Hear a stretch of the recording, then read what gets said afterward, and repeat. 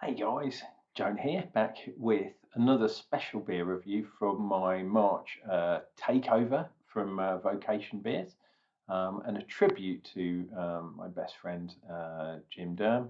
No longer with us sadly, but I hope you can get good Wi-Fi up there in the clouds. Do you know what I mean? And he can watch these videos and basically have a good laugh at me and see what I'm doing.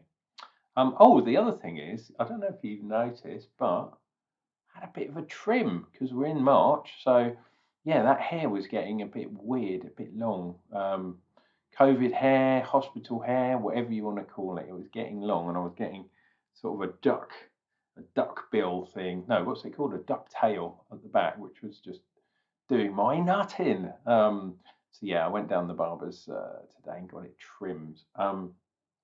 So we are doing another special edition. And because it's still the weekend, I thought I would do another one of these bad boy ones. So let's try this trick again of getting it right in there,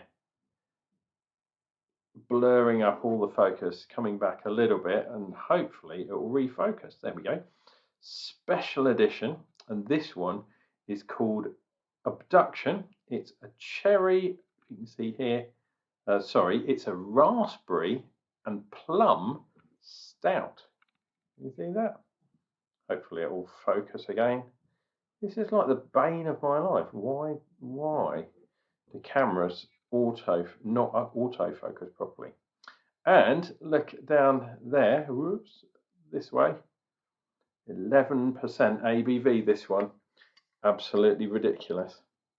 So it says, Abduction. Surrender yourself to this uplifting raspberry and plum imperial stout. Dark, rich, and sweet. The flavors of this are out of this world. Bold plum and raspberry flavors with a sweet malty stout. Dark, rich, and sweet.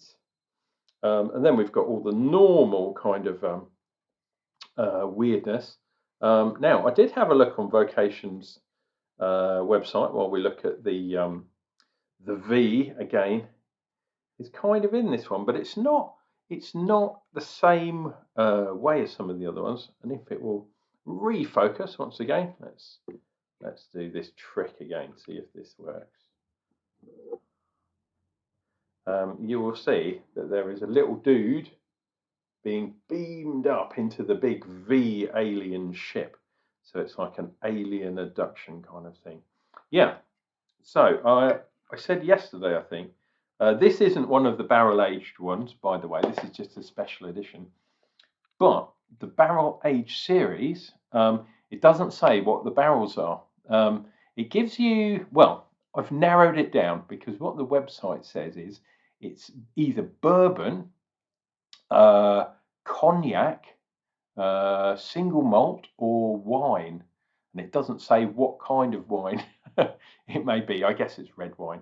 So it's going to be the barrels of those three. So yeah, yesterday's beer, that ridiculous barrel-aged banana one.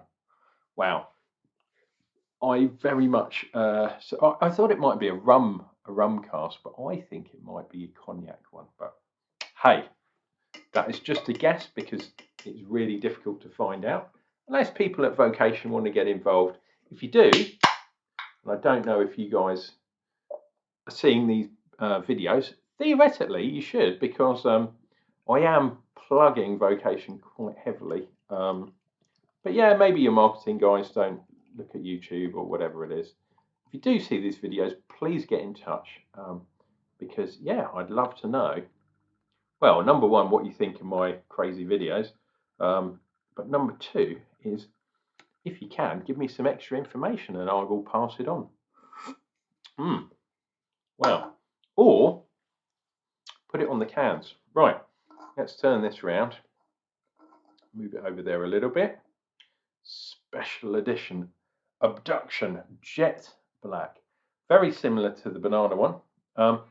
Quite a dark cap. And we are looking under Finger's Head now, but dark hues I can just see. I don't think you guys can see, but the light's coming from over there to illuminate the beers, but I can see a little reddish tinge right down at the bottom. Ooh, getting a bit of coffee in there. I did lick the can, I usually do. And yeah, I was getting that kind of fruitiness. I'm also getting kind of coffee malty roastiness, but it's not massive. It's only a little bit. Can also get a bit of kind of sweetness. I'm getting that kind of fruit now.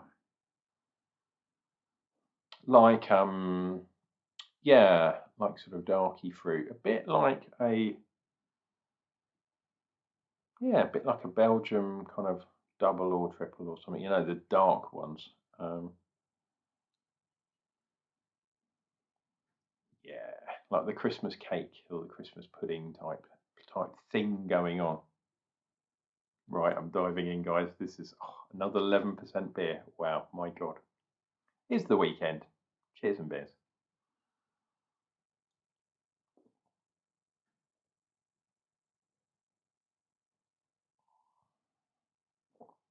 Oh, ooh, wow.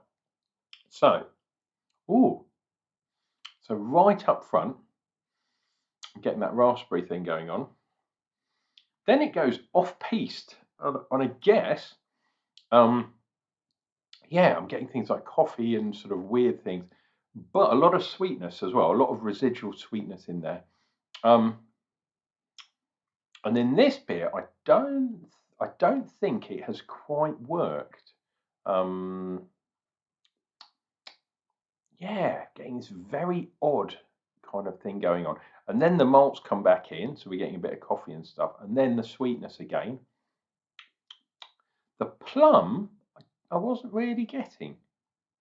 I'll go back in for another one, but while we're thinking of this tribute thing, yeah, a lot of people had a bit of a meet up in London yesterday for gym, and it was in Covent Garden in London. So I hope you guys had a really good time.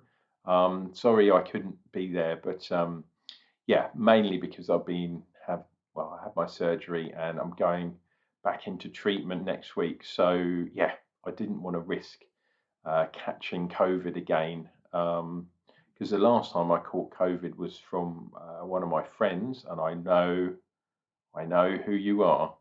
Yeah, and he gave me COVID, and Jesus Christ, had it for like 3 weeks, and holy fuck, awful shit.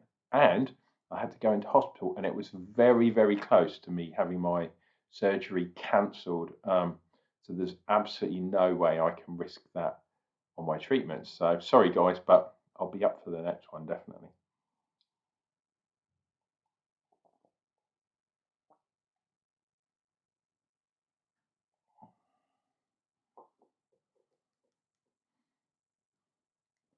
Yeah, sweetness.